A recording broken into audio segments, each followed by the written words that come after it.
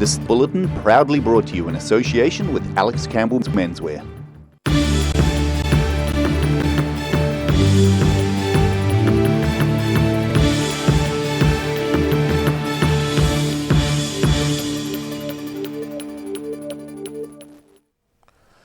Kia ora, good evening. Welcome to the South today. I'm Daryl Baser. This morning, New Zealand begins the transition to Level 2 restrictions in the response to the spread of COVID-19. The novel coronavirus has had a devastating impact on economies the world over. New Zealand's government announced a $50 billion budget today, weighted heavily towards reviving the economy following the impact of COVID-19. ODT political reporter Mike Houlihan gives us a breakdown of what it meant for the South. Finance Minister Grant Robertson gave us a big answer today as to how we're going to fund our way out of the COVID-19 crisis, a $50 billion answer in fact.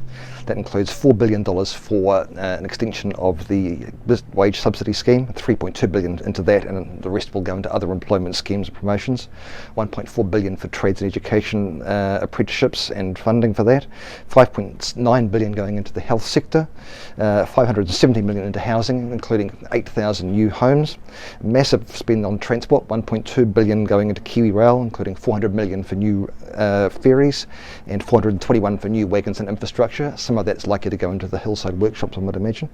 $1.2 billion into environment for a nature jobs funding scheme. Some of that will be going into the south. There'll be money to eradicate wilding pines, wallabies and otago, and to clean up waterborne pests in Lake Wakatipu and Wanaka. There's $3 billion in infrastructure to be spent. However, quite how that's going to be spent is a mystery at this stage. That's still detailed to be worked through. There are projects that have been put into MB4 funding, and ministers will work through those and pick the most shovel ready, to use the current phrase, and they will be the ones that will go forward first. There's also $400 million for a tourism recovery fund, and closer to home there's $9.5 million to repair infrastructure damaged in the southern floods in February this year. However, Mr Robertson also left us one big question, which is how we're going to pay for it all. There's no reference to any tax changes in the budget, although there is revenue forecasts are soft from the tax sector, so that's going to be an issue for the government going forward. Unemployment set to spiral. The peak is meant to be 9.8% in September, but then decreasing. That will also add to the government's debts, and it's significant that there's not been that much of an increase in the welfare budget in 2020-21. The debt to GDP ratio is the clue to how it's going to be funded. A lot of this will be borrowed. The government aims for less than 10%, 15 to 25% as a ratio in a time of economic shock. It's likely to be double that. It'll be in the realms of 50% once the peak government borrowing is reached. So that'll be a lot of strain on the economy. GDP, to give an indication of how the government economy is going to be hit, 2.8% growth last year, likely to be a 4.6 recession this coming year. One thing that's worth noting is that Mr Robertson has still got several $billion of his COVID-19 war chest unspent. He obviously is keeping plenty in reserve in case things don't go as planned, or if perhaps the disease resurges and therefore there's another increase in health spending needed, or if the economy does worse than predicted and there needs to be an increase in welfare spending, that money is there in reserve. Basically, at this point in time, he's rolling the dice and taking a chance that New Zealand's economy will recover faster than predicted. Most people will be hoping he's right. Dunedinites have been known for a passion to find treasures in an op shop for ages. The COVID Alert Level 3 and 4 restrictions saw the nation's opportunity shops closed for the last 7 weeks. However, Dunedin's Restore was one shop where staff are pleased to welcome back punters who came flocking in to support the charity. The social safety signs are up, and the crowds are flocking into Dunedin's Restore op shop today. With New Zealand dropping its COVID-19 alert level to Level 2, retailers are able to open, including opportunity shops. Speaking in the early afternoon, Restore manager Serafina McAndrew says the day's going well so far. It has been brisk. We opened a little later in the day we weren't sure how it was going to go, and we've been preparing. So we opened at 10 and it's been busy since we opened the doors, but not overwhelming, so we weren't quite sure what to expect. McAndrew says staff weren't at work for 7 weeks during lockdown, but returned over the last couple of days to get the store ready for customers and ready to comply with government regulations. Well, we, of course, are adhering to what the government has suggested around level 2 in regards to what measures needed to be in place. So it's obviously physical distancing, so we've got a lot of tape around showing people where to walk to ensure that that happens. We've got a customer and staff register at the door, so we know who's here at any given time when they came in and a contact for those people, as well as hand sanitising stations dotted throughout the store, so people can sanitise before they come in and when they leave and during the course of their stay in the shop. Restore accepts donated goods and resells them, with the money raised going to Dunedin charities Habitat for Humanity and the Malcolm Charitable Trust. These two women were among those enjoying the store today. Oh, I'm just excited to get back to op shopping. It is something that I regularly do just to maintain sanity. It's been one of very few things that have been missing during lockdown. Same as Nada pretty much. I just missed op shopping during lockdown. Yeah. What was your favourite purchase of the day? Oh, I got a really cute mini tea set that I'm going to use for my rats, and they're going to drink tea. Serafina McAndrew says the store is operating slightly reduced hours for the meantime. In Dunedin, the South Today. The cogs of life in Dunedin's city centre began to turn again today. And while there were long lines for a barber, 2 major stores remained shut due to earthquake concerns.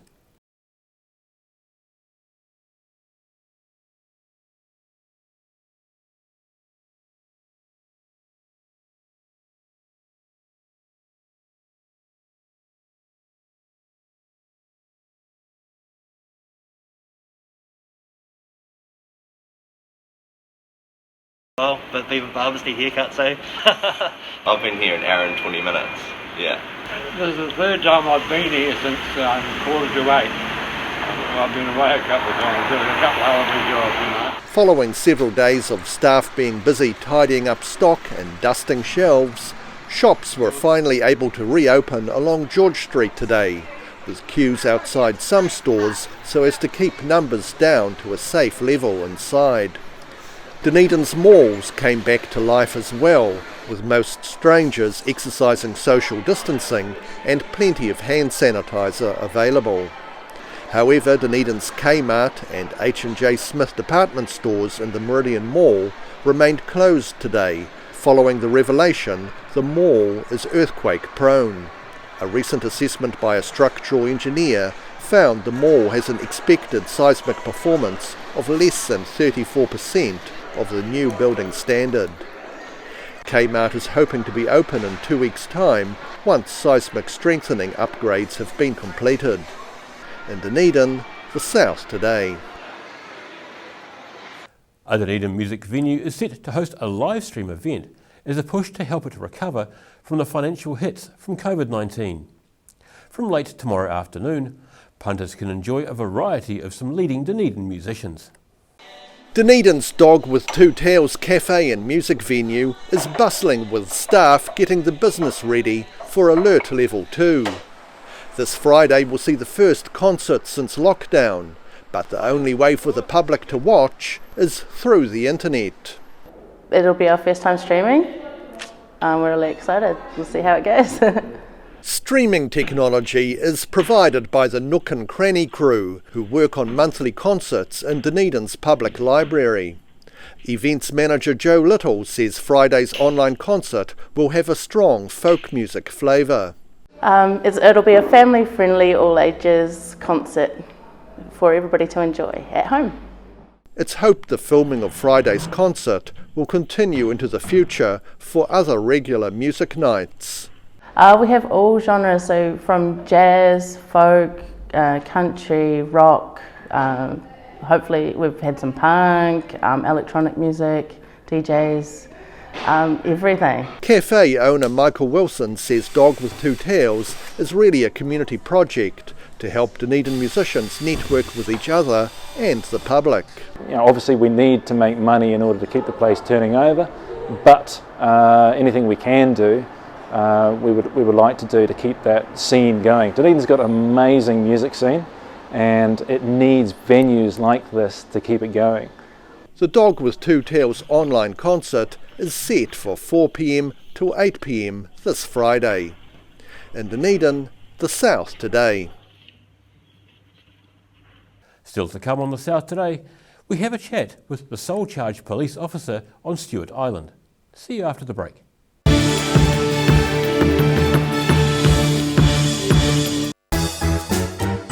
Every reason, every season, we're proud to dress the region. Alex Campbell Menswear, it fits.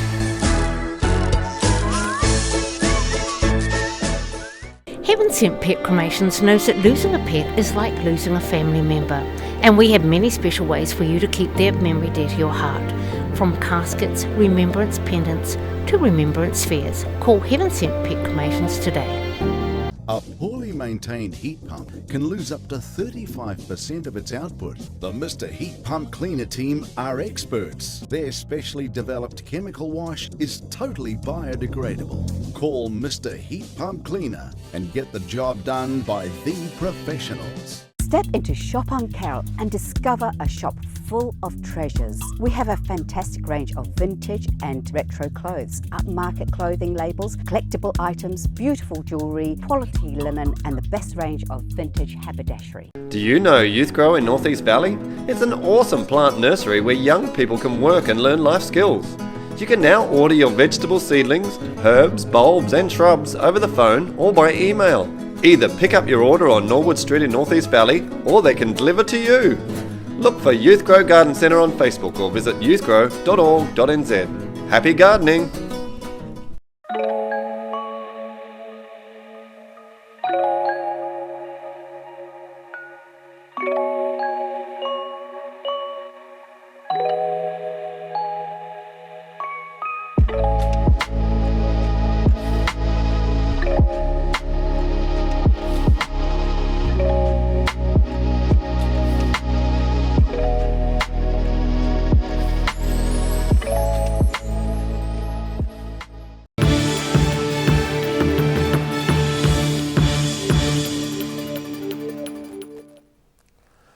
Welcome back. Police Constable Stuart Newton's patch is a fairly remote one. His beat is Rakiura Stewart Island. The South Today put a few questions to him about the effects of COVID-19 lockdown on his patch. Hi, my name's Stuart Newton. I'm the sole charge constable here on Rakiura Stewart Island. I'll be talking to you today about COVID-19, the effects it's had on the community and how policing's been undertaken. What has the island been like for the last 6 weeks? The last 6 weeks it's been a pleasure to be able to see how the community has embraced the situation involving our transitions through alert levels 2, 3 and 4, and how the community has also responded in being able to support the vulnerable people in our community with being able to supply Meals on Wheels and also the likes of our local 4 Square delivering direct to people's homes and being able to maintain that social distancing and self-isolation just to protect us all from the potential spread of COVID-19 here on Rakiura. In terms of law enforcement, has there been much you've had to do? Again, with the community and its involvement, it's been very pleasing that the amount of work for law enforcement itself has been pretty minimal, and it's only taken really a low-key approach of talking to just a small number of people and reiterating their responsibilities as far as the social rules are concerned for distancing. At the start of the level 4 and when we were transitioning through level 3, we did have a search and rescue operation underway for a missing hunter, which meant that we had parties from Dunedin, Invercargill and our own search and rescue team here on the island being transported into the area to try and locate him. Fortunately things were successful and the gentleman spent a matter of a couple of nights in the bush, and it would appear he's not no worse for wear, thankfully. But other than that, as a whole, it's been reasonably low key from a law enforcement aspect. What has been your approach on making sure people are following the lockdown rules? Working through basic communication. We work more face to face with people here on the island, so there's not too much social distancing in that respect, and talking to people over the phone, being able to educate and engage with them has been quite effective. So as a result, we haven't required a great deal of enforcement as such, and just simple communication is the key to it as far as I'm concerned here for Stewart Island. What's the biggest change you've noticed since the lockdown was implemented? Numbers of foot traffic and that here on the island's been a really big standout. Not having the ferries, the flights moving about, and immediately going into the level 4 lockdown, it was very much a ghost town, with the shop not being open and keeping a restricted access policy for staff only and meeting at the door. It made it quite an eerie time here on the island initially, as they got themselves into forms of practice as to how best deal with it. And of course we've got the pub, which is the social hub, I suppose, of the community here, where we have the restaurant, the cafe option attached to it, and obviously the pub having its social gathering as a normal feature here on the island. A lot of people sit outside, enjoy the weather, and just generally talk to each other here on the street. Just a few of the things that have been noticed as standout for us here. How have the island residents been coping? As a whole, I think they've been doing marvellously well in dealing with the entire situation. I've fielded a lot of calls about people undertaking their recreational activities, and also questioning about what they can do as far as their work commitments are, and also looking after their vessels that might be on the moorings out here in the various bays, which generally has not been a major issue. The weather, we've had some nautical days and then not so nautical days. What has been the best part of living on Stewart Island during the lockdown, and why? There's a couple of good things about Stewart Island. Is the community. The people are so engaging and only happy to communicate with each other, and maintaining the social contact as to how people are carrying on is fantastic, and also with family as well. And then secondly, as I'm sure you can see over my shoulder here, this is absolute paradise. It's a hunters and fishermen's utopia here, with clean bush, clean water, and minimal distractions such as pokie machines, TABs, etc., which makes it a very pleasing place. People get along, enjoy themselves, enjoy the outdoors, the environment itself. And where else can you be more annoyed at 4 o'clock in the morning because a kiwi's waking you up with its squawk? And after the break on The South Today, we take a look at another segment of this year's ASB Sports Awards and have a look at the weather. See you after the break.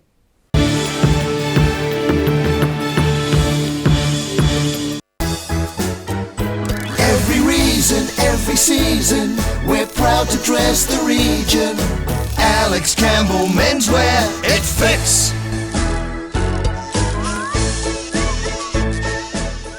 Heaven Sent Pet Cremations knows that losing a pet is like losing a family member, and we have many special ways for you to keep their memory dear to your heart. From caskets, remembrance pendants to remembrance spheres. Call Heaven Sent Pet Cremations today. A poorly maintained heat pump can lose up to 35% of its output. The Mr. Heat Pump Cleaner team are experts. Their specially developed chemical wash is totally biodegradable. Call Mr. Heat Pump Cleaner and get the job done by the professionals. Step into Shop on Carroll and discover a shop full of treasures. We have a fantastic range of vintage and retro clothes, upmarket clothing labels, collectible items, beautiful jewellery, quality linen, and the best range of vintage haberdashery. Do you know Youth Grow in North East Valley? It's an awesome plant nursery where young people can work and learn life skills. You can now order your vegetable seedlings, herbs, bulbs and shrubs over the phone or by email. Either pick up your order on Norwood Street in North East Valley, or they can deliver to you. Look for Youthgrow Garden Centre on Facebook or visit youthgrow.org.nz. Happy gardening!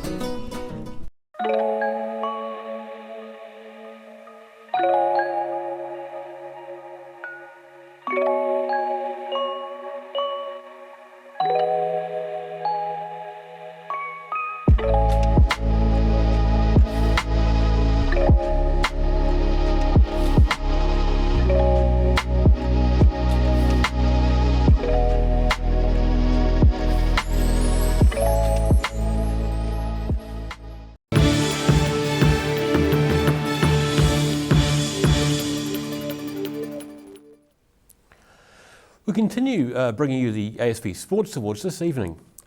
Tonight we are profiling the 3 finalists in the Videotech Team Support Person of the Year category. This is a new award this year for those who are key in the video analysis roles with teams. Chris Donaldson, cricket.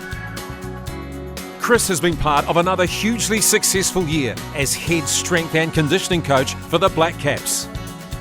Despite the heartbreak of the Cricket World Cup, the former New Zealand sprinter had the side in top condition to make their second straight final. And even after a tough tour of Australia this summer, Chris's side were able to bounce back and thrash India on home shores. The Black Caps might just be enjoying some time off from the man responsible for running them ragged. Chris Donaldson. Hayden Croft, netball. Hayden's been responsible for taking analytics and netball to another level, playing his part in the Southern Steel's 2 title wins in the new ANZ Championship over the last 3 years. The Otago Polytech senior lecturer also took on the challenge of crunching the numbers for the underperforming Silver Ferns at the end of 2018, as they turned their fortunes around, winning last year's World Cup in impressive style. With more positive results in the Constellation and Nations Cups, analysing the gains is Hayden Croft. Peter Gallagher, rugby. Peter's the man in charge of looking after some of the country's most important people. That's right, the All Blacks. The highly regarded physio was involved in the AB's 17th straight Bledisloe Cup triumph, and had the mammoth task of looking after the side as they searched for a World Cup three-peat in Tokyo at the end of last year. He's also a man of many talents, consulting for the Tall Blacks and Brooklyn Nets. What's next for Peter Gallagher?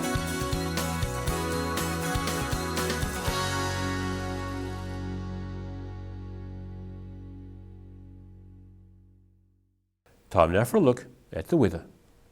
Tonight's weather proudly brought to you by Mole Map.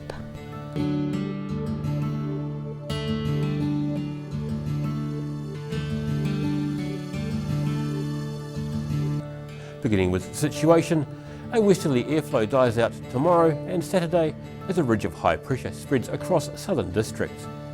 Look forward to a fine weekend ahead with cool temperatures and light winds. In the southern towns, light southwesterlies are the order of the day. The Catlins and Balclutha head for 13 degrees, while Lumsden and Gore have moderate westerlies, some cloud and should reach 12. Heading to the Central Lakes, you're all due for light winds, fine weather. Wanaka, Queenstown and Alexandra all head for 13 degrees, and Tiano, you're due for 12 degrees. In the northern towns, expect moderate northerlies, scattered high cloud here. Timaru and Wamaru aim for 13, while Twizel and Omarama are both expecting 14 degrees. In Dunedin tonight, it should have light southwesterlies with an overnight low of 8 degrees. It'll be cold tomorrow with a mix of sunny periods and some cloud with light northeasterly winds. Expect a high of 12 and a low of 4. Plan for similar weather on Saturday and Sunday with fine sunny periods, some cloud and cool northeast winds. A high of 13 and a low of 6 degrees for Saturday. Heading to Invercargill, showers clearing and becoming fine tonight with an overnight low of 8 degrees. It'll be fine and sunny with some cloud tomorrow with moderate cool southwesterlies. Should have a high of 13 and a nippy low of 2 degrees. Expect fine and sunny weather on Saturday and Sunday with light winds. Saturday's high should be 14 and low should be 2.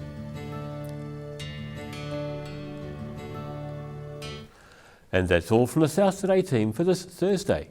For the latest news from the Southern region, head online to odt.co.nz and follow Channel 39 on Facebook and YouTube. And stay tuned to Channel 39 for the latest COVID-19 updates from the government. Have a great evening. Ka kite anō. See you tomorrow.